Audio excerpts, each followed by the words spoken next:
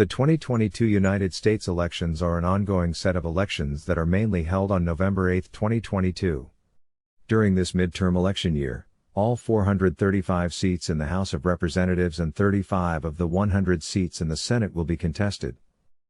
39 state and territorial gubernatorial elections, as well as numerous other state and local elections, will be contested.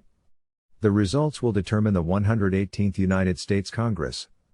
This will be the first election affected by the redistricting that followed the 2020 census. In June 2022, the New York Times reported that Democratic campaign arms were aiding far-right candidates in Republican primaries, believing they would be easier opponents in the general election.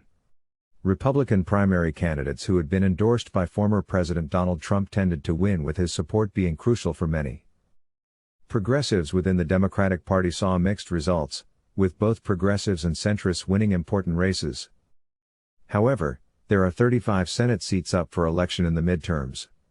To take control, one party must win at least 6 of the 10 competitive races. America's midterm elections on November 8 look likely to deliver bad news for the Democrats.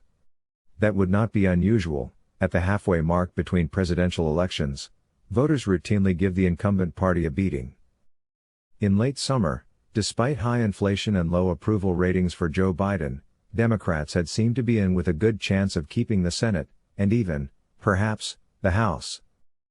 The party has notched up some notable legislative achievements this year. Its message to voters was sharpened after a stunning decision by the Supreme Court to end America's constitutional right to abortion. But just a few weeks out from the election, polls and The Economist's own statistical forecast put the Republicans in a stronger position. They have been squarely focused on crime and inflation, problems that are top of mind for many voters. The race for the Senate is now a dead heat. The midterm elections this year also come amid concerns about continued baseless claims of election fraud. A recent Washington Post report showed that a majority of Republican nominees on the ballot for a variety of positions have denied the outcome of the 2020 presidential election.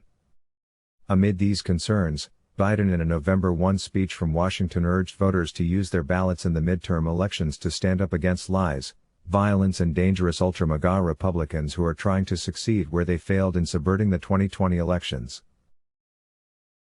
On November 8, 2022, over 1,200 candidates will run for nearly 500 seats in the House of Representatives and U.S. Senate. Let's see the trend of people in the USA. We will have to wait till November 8 to see who is going to dominate.